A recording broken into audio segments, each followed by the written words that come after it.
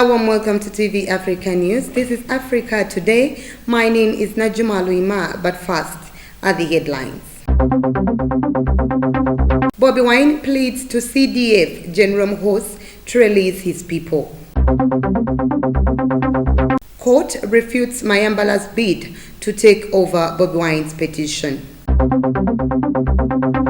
Libya's interim Prime Minister Abdul Ahmed Deiba sworn in.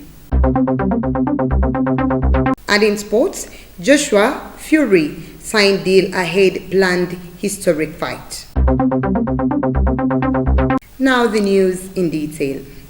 The judiciary has rejected former presidential candidate Willie Mayambala's petition to take over the petition abandoned by Robert Kyagulanyi Ssentamu alias Bobi Wine, challenging the victory of Yoweri Museveni barely 2 days to the deadline. Katende reports. Speaking to journalists, the Registrar of the Supreme Court, Ms. Harriet Salina Lukwago, said under the law, Mayambala was supposed to appear during the proceedings of the formal withdrawal, and he didn't show up. With barely 3 days the lapse of 45 days in which presidential petition is supposed to be decided, Mayambala remains with no chance to proceed.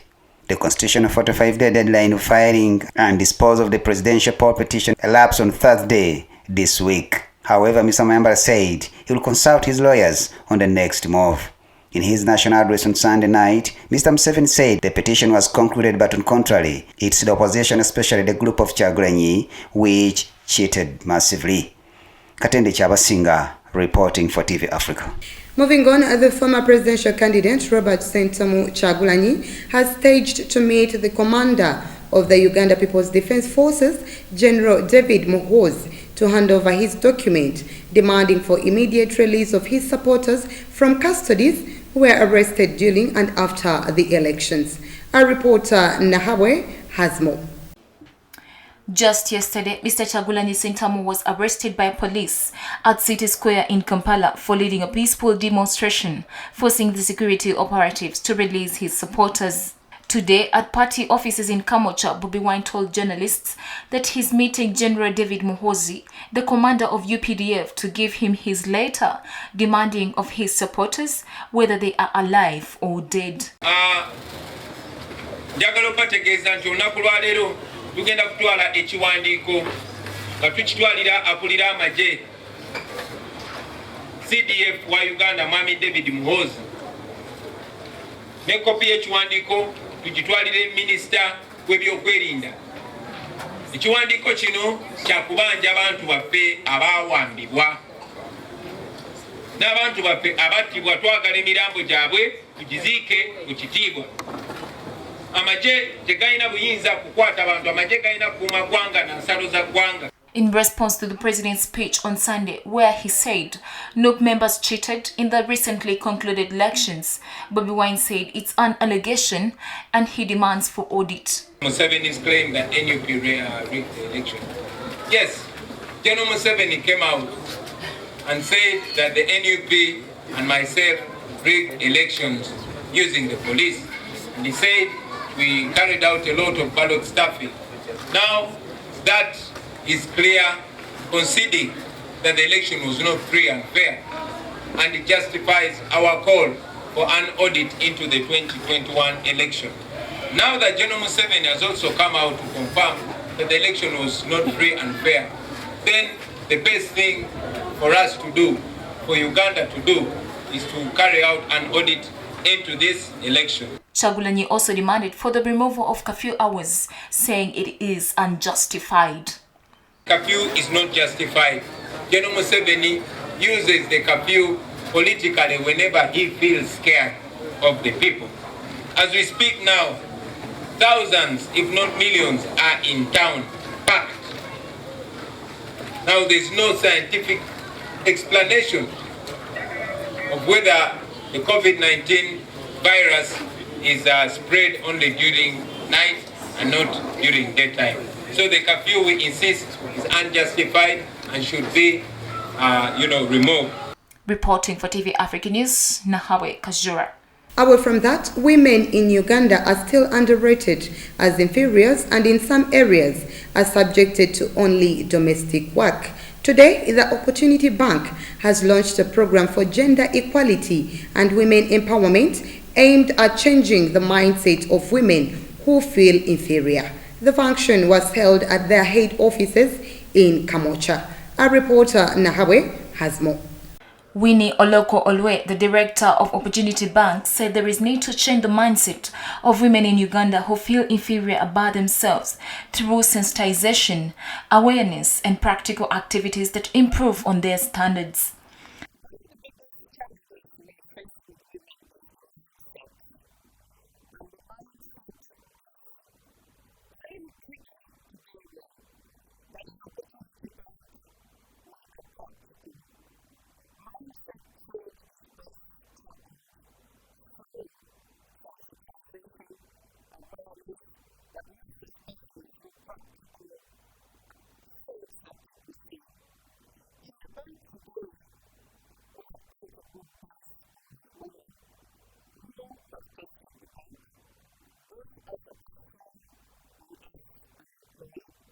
The program will oversee all stumbling blocks of women from achieving their goals and participating in social, political, and economic activities.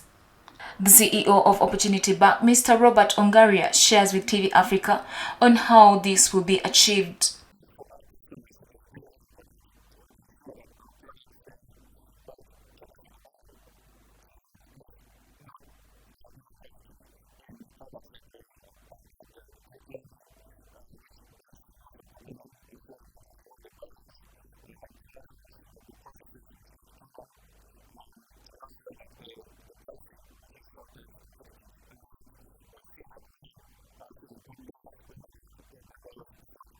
Reporting for TV Africa News, Nahabwe Kajura.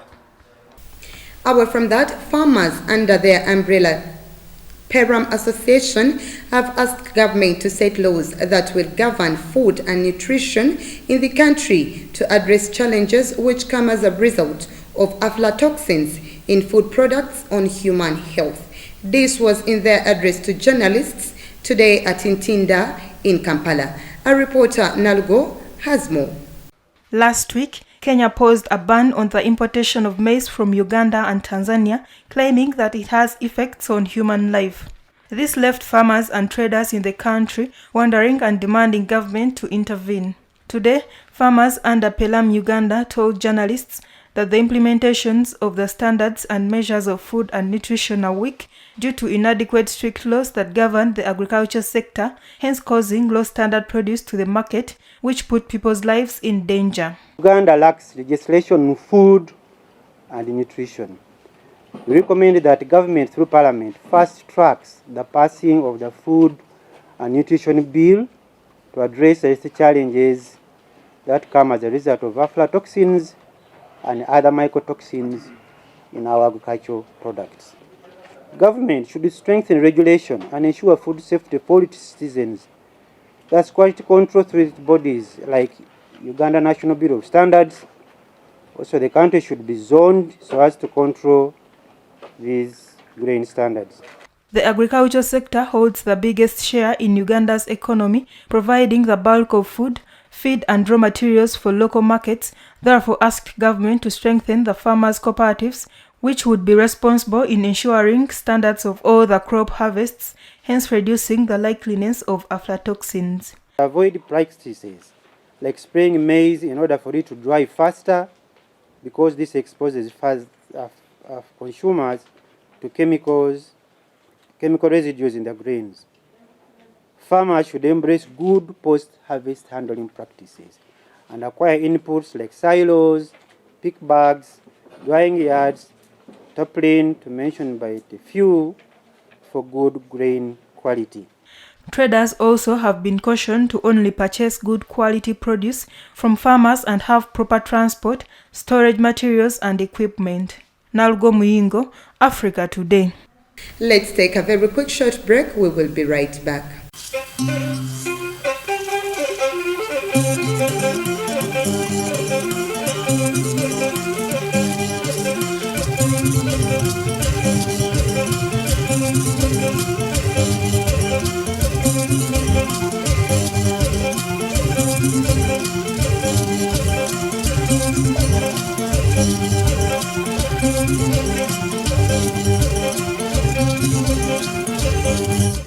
Welcome back. You're still watching TV Africa News at The Right to Know. Libya's new Prime Minister, Abdul Ahmed Deiba, was sworn in to lead the North African country's transition to elections in December after years of chaos and division. Our reporter Nalugo has more.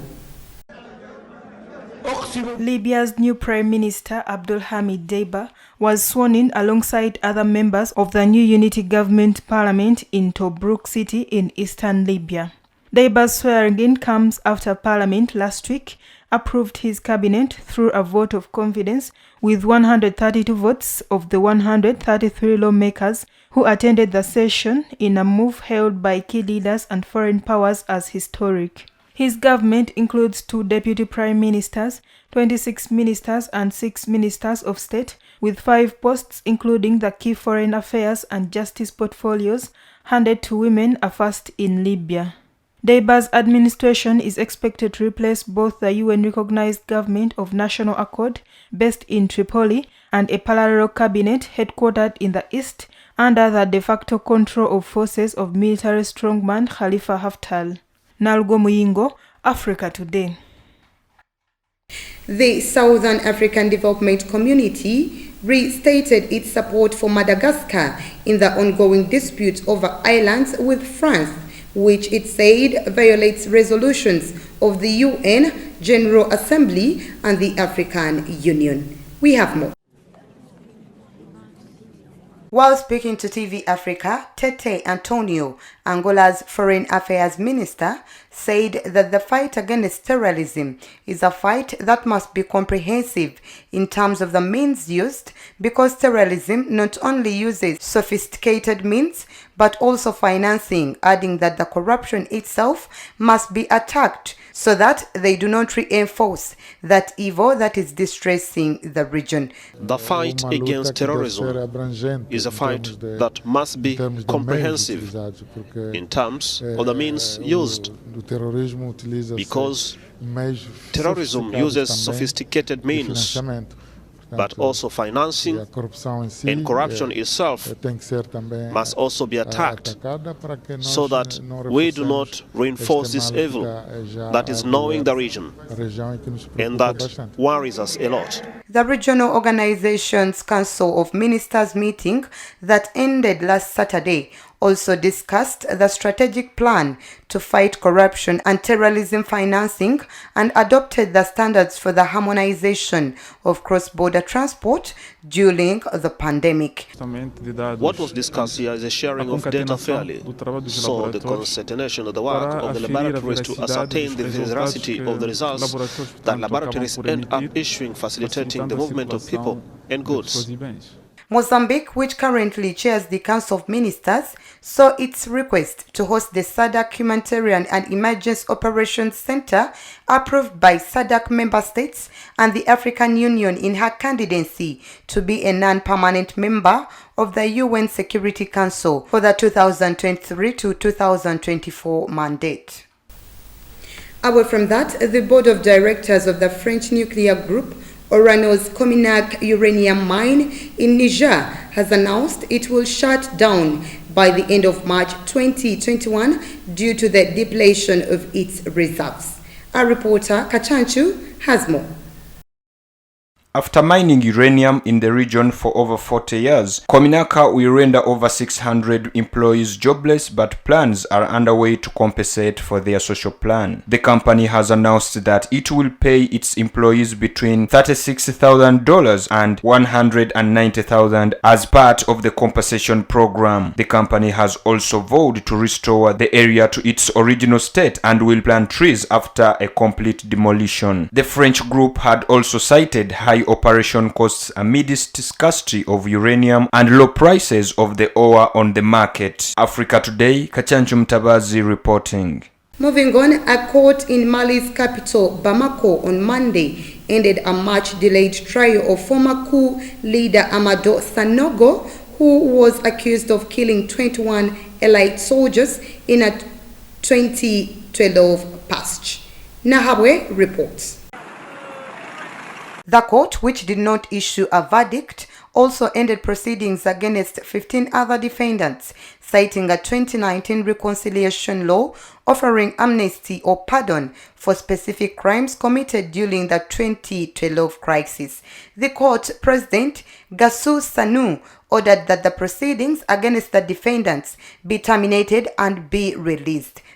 Mali does not need a trial that will lead to assassinations and atrocities. The country has passed the law of amnesty, which has just been applied. Laws are made to be applied. And I say again, thank you, and thank you to everyone, especially to the judges who had the courage to make this decision.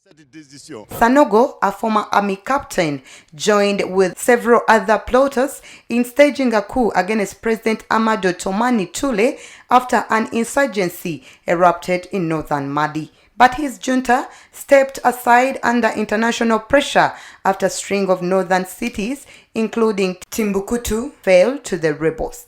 The court's decision not to charge Sanogo will anger rights defenders in Mali, where armed forces are often accused of abuses. To release Amadou Sanogo, who massacred people, who kidnapped women, who raped them. It's a shame today for Mali, to the point that this date must be inscribed in the history of Mali. I will take the matter to the international courts. There, justice will be served. In reality, I am shocked. I did not expect this because normally, Fuyeseni Diarra, during his hearing, said clearly in front of everyone that he has fired rifles on children, and that he did not even regret it. In our business news today, Rwanda's Environment Management Agency has commended Jean Kamana for his environmentally friendly concept of saving the environment through recycling of old tires. Our reporter Nalugo has more.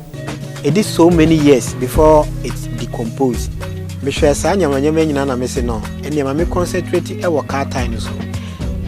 beginning now me first sample.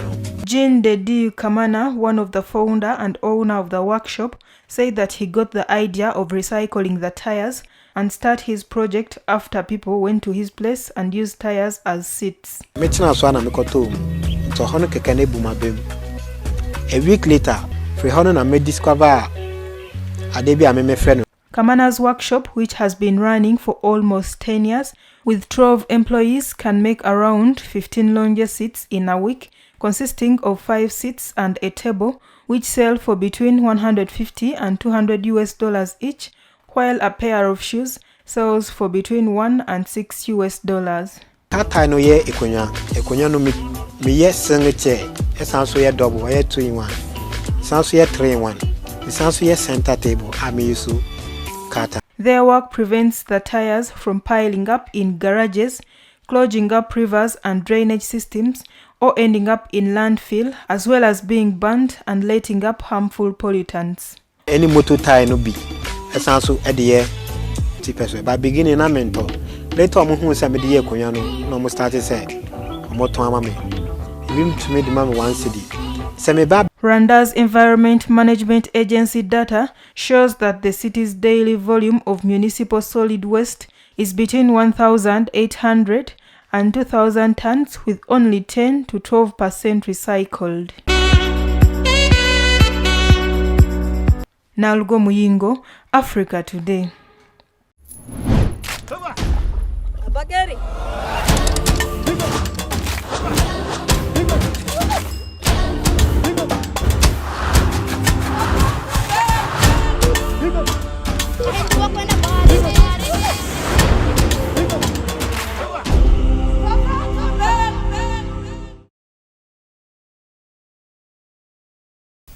In our health news today, Spain, Germany, France and Italy have become the latest European countries to temporarily halt the rollout of the Oxford AstraZeneca COVID-19 vaccine over a number of blood clot concerns, going against the advice of international medical agencies as the third wave of infections roams over the continent. Our reporter Nahabwe has more. This does not necessarily mean these events are linked to vaccination, but it's routine practice to investigate them. And it shows that the surveillance system works and that effective controls are in place. Spain's Health Minister Carolina Darius announced in a nationally televised news conference on Monday that the country was stopping to use the vaccine for 2 weeks. In order to keep the confidence in the vaccine, we now need to allow our experts in Germany and Europe time to evaluate the most recent incidents. German Health Minister Jens Spahn also said on Monday that the country would pause inoculations as a precaution following reports of a handful of cases of blood clots in people vaccinated with the AstraZeneca shot in Denmark and Norway. You feel like it's never ending 1 year after and it's still the same, and the vaccines are just coming in slowly, so that is kind of depressing in a way. There is no motivation. There was one motivation 1 year ago, but now it's just fading away. France and Italy also halted their rollouts on the vaccine on Monday, pending review by the EU's medicines regulator. The European Medicines Agency, also the body, later reiterated its advice that countries stick to the rollout. The suspensions came hours after prosecutors in northern Italy ordered a batch of the vaccine to be seized, citing a man who fell ill and died after taking a shot. WHO Advisory Committee on Vaccine Safety has been reviewing the available data, is in close contact with the European Medicines Agency. Reporting for TV Africa News, Nahawe Kajura.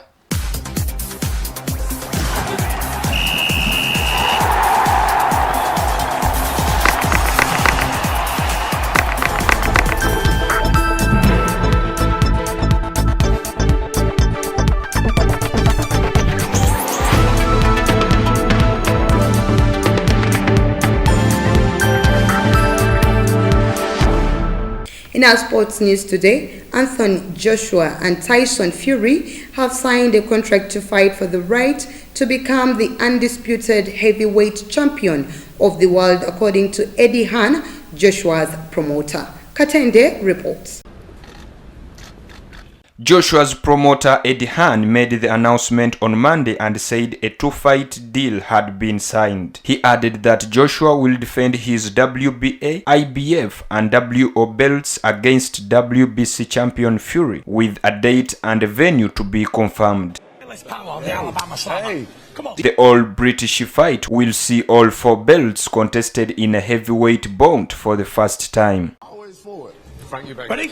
I'm always for it. I'm ready when you are, big dosser. Let's go. Joshua has 24 wins and 1 defeat from 25 professional fights, but lost his 3 world titles in a shock defeat to Andy Ruiz Jr. in June 2019 before eventually regaining them in a rematch. I'm gonna show you the fool. You're gonna feel the fury. You're not gonna feel no power. I'm gonna show you. Come on, I'm gonna show you the fool. Fury is unbeaten in 31 professional fights but hasn't fought since beating Deontay Wilder in February 2020. Africa Today, Kachanchu Mtabazi reporting. Now, before we end our bulletin today, let's take a recap of our top stories.